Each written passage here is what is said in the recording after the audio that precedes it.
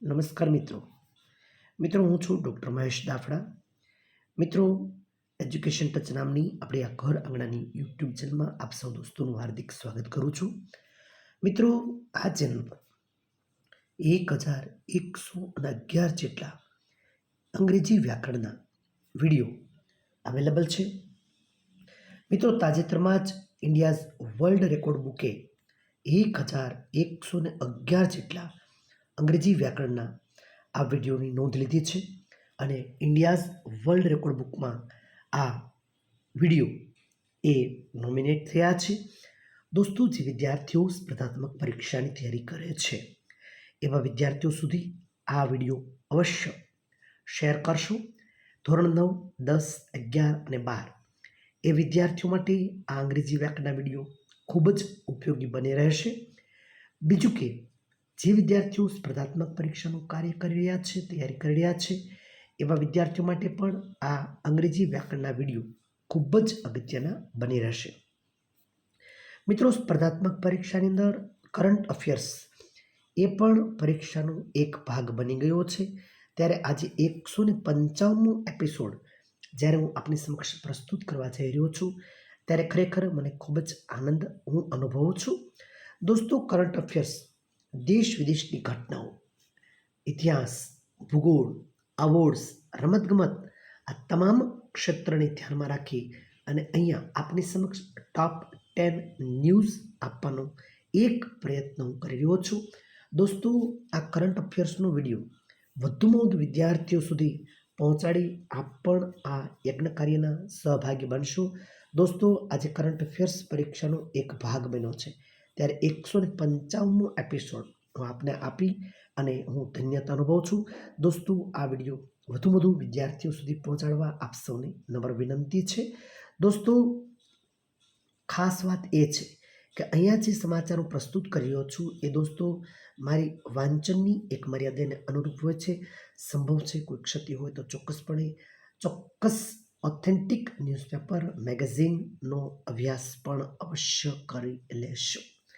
ચાલો દોસ્તો, સમાચારમાં એક નજર નાખીએ તો દોસ્તો, એક યુગીન ભારત સંગ્રહાલય હમણાં જે બહુ ચર્ચિત છે એ યુગીન ભારત સંગ્રહાલયનું નિર્માણ કયા દેશની સહાયથી કરીએ છીએ સહયોગથી? તો લખશો ફ્રાન્સ દેશના સહયોગથી દિલ્હી ખાતે નિર્માણ થનારી યુગીન ભારત સંગ્રહાલયનું નિર્માણ ફ્રાન્સ દેશના સહયોગથી આપણે કરવા જઈ રહ્યા છીએ.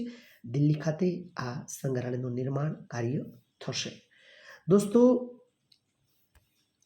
તાજેતરમાં જ પ્રથમ ડેરી મહાસંઘ એશિયા પ્રશાંત શિખર સંમેલનનું આયોજન ભારત દેશના કોચી ખાતે કરવામાં આવ્યું હતું. ડેરી મહાસંઘ એશિયા પ્રશાંત શિખર સંમેલન ક્યાં આગળ કરવામાં આવ્યું હતું? તો લખજો કોચી ખાતે આ સંમેલનનું આયોજન કરવામાં આવ્યું હતું. મિત્રો, ભારત સરકારે પોતાના સંપૂર્ણ જીવજંતુનું એક ચેકલિસ્ટ તૈયાર કરે છે અને એ ચેકલિસ્ટનું જે પોર્ટલ બનાવાયું છે એ પોર્ટલનું નામ સૂચિ પોર્ટલ. ખાસ યાદ રાખજો, સૂચિ પોર્ટલ. મિત્રો, આ પોર્ટલનું નામ છે સૂચિ પોર્ટલ. સંપૂર્ણ જીવજંતુનું એક ચેકલિસ્ટ ભારત સરકાર દ્વારા તૈયાર થઈ રહ્યું છે અને એ સૂચિ પોર્ટલ નામનું એક પોર્ટલ સરકારે લોન્ચ કરેલું છે. દોસ્તો, તાજેતરમાં SBI સ્ટેટ બેંક ઓફ ઇન્ડિયાના નવા ચેરમેન તરીકે અક્ષ મોહિત કંબોજની વરણી કરવામાં આવે છે. ખાસ યાદ રાખજો, SBIના નવા ચેરમેન તરીકે અક્ષ મોહિત કંબોજની નિમણૂક કરવામાં આવી છે.